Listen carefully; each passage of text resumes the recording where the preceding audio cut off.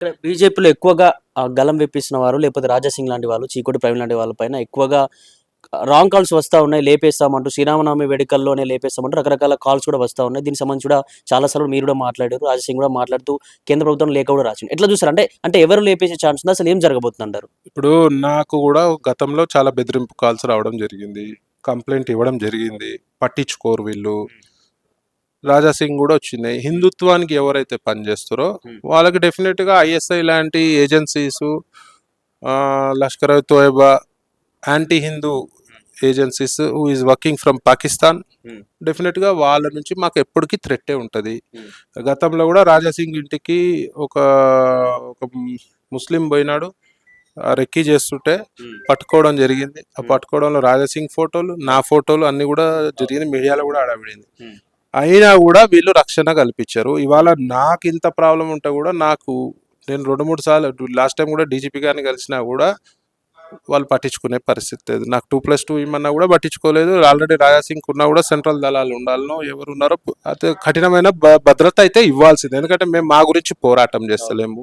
ఇవాళ మేము ఉండి గట్టిగా ఫైట్ చేస్తున్నాం కాబట్టి మాకు థ్రెట్ ఉన్నా కూడా ఇవాళ పోలీస్ శాఖ కానీ ప్రభుత్వం కానీ ఎప్పుడు కూడా పట్టించుకునే పరిస్థితి. ఎందుకంటే మేము ఉంటే వీళ్ళకి భయం. మమ్మల్ని లేపితేనే చాలా సంతోషపడతారు వీళ్ళు. ఎందుకంటే వీళ్ళకి కొరకగాని కొయ్యగా మేము ప్రశ్నిస్తున్నాం కదా హిందుత్వం గురించి మాట్లాడినా ప్రశ్నించినా వీళ్ళకి నచ్చదు. సో డెఫినెట్గా మాపై థ్రెట్ ఉంది. దీనిపై డీజీపీ గారు, ముఖ్యమంత్రి గారు కూడా మాకేమైనా జరిగితే హిందూ సోదరులకు కానీ హిందుత్వం పనిచేసే ఎవరికి ఏం జరిగినా ఈ రాష్ట్ర డీజీపీ బాధ్యత వహించాలి, నగర కమిషనర్ బాధ్యత వహించాలి, ముఖ్యమంత్రి కాంగ్రెస్ ప్రభుత్వం బాధ్యత వహించాలి. చివరిగా ఎక్కువగా హిందూ దేవాలయాలపైన, హిందూ సంఘ నాయకులపైన, ఎక్కువ బీజేపీ నాయకుల ఇళ్లపైన దాడులు జరుగుతూ ఉన్నాయి. దీనికి సంబంధించి హిందూ ప్రజలకు కావచ్చు, చాలా మంది ఎక్కువగా రియాక్ట్ కాలేకపోతున్నారు. హిందూ ప్రజలు నిజంగా ఎక్కువగా ఎక్కడ ఇష్యూ జరిగినా ఓన్లీ దీనికి సంబంధించి బీజేపీ కావచ్చు, బీజేపీ విశ్వ హిందూ పరిషత్ కావచ్చు, వీళ్ళు మాత్రమే పాల్గొంటా ఉన్నారు. ఇతర వేరే పార్టీలో ఉన్న హిందువులు కూడా ఎవరు రాలేకపోతున్నారు. వాళ్ళకు కావచ్చు, ప్రజలకు, అలాగే ప్రభుత్వానికి ఏం చెప్పాలనుకున్నారు? హిందువులల్లో చైతన్యం మొదలైంది. హిందుత్వం గురించి ఎక్కడ ఏ గుడిపై దాడి జరిగినా, మన ముత్యాలమ్మ గుడిపై దాడి జరిగితే ఇంచుమించు 40-50 వేల మంది హిందూ సోదరులు సంఘటితమైనారు. అంటే హిందువులకు అర్థమవుతుంది.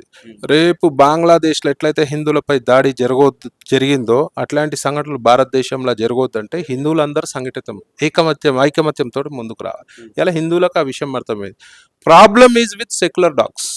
సెక్యులర్ కుక్కలతోటి ప్రాబ్లం. ఈ సెక్యులర్ కుక్కలు నాకేం కుక్కలు అనకపోవు. నేను సెక్యులరిజం మాట్లాడేటోళ్ళకి ఒకటే చెప్తా, సెక్యులరిజం మాట్లాడినప్పుడు అన్ని మతాలను సమానంగా చూస్తారు కదా. మరి మీరు ఏదైనా ముస్లింలపై కానీ ముస్లింల ఇష్యూలో కానీ మీరు స్పందిస్తారు కదా. మరి హిందువులపై దాడులు జరిగినప్పుడు, హిందూ దేవతలపై అనుచిత వ్యాఖ్యలు చేసినప్పుడు, హిందూ గుళ్ళపై దాడులు చేసినప్పుడు, హిందూ దేవతలని అడ్డగోలుగా మాట్లాడినప్పుడు మీరు ఈ సెక్యులర్ కుక్కలు ఎడికిపోయినాయి. మరి అప్పుడు కూడా ఖండించాలి కదా. అందరిని ఈక్వల్గా చూసినప్పుడు ఖండించాలి కదా. మీరు ముస్లింలని, హిందువులని, అందరిని ఈక్వల్గా చూసినప్పుడు మీరు ఖండించాల్సిన బాధ్యత మీపై. సెక్యులరిజం మోస్తురు కదా మీరు. కానీ హిందువులపై దాడులను ఖండించారు, హిందూ దేవతలపై దాడులను ఖండించారు. ఏదైనా ముస్లింల మీద మేము ఇప్పుడు ఏదన్నా ఓవైసీని బామర్దంటే వాళ్ళకి నొప్పిలేస్తుంది, ఓవైసీని బామర్దంటే కాంగ్రెస్కి నొప్పిలేస్తుంది, సెక్యులర్లకు నొప్పిలేస్తుంది. గదే వద్దని చెప్పేది.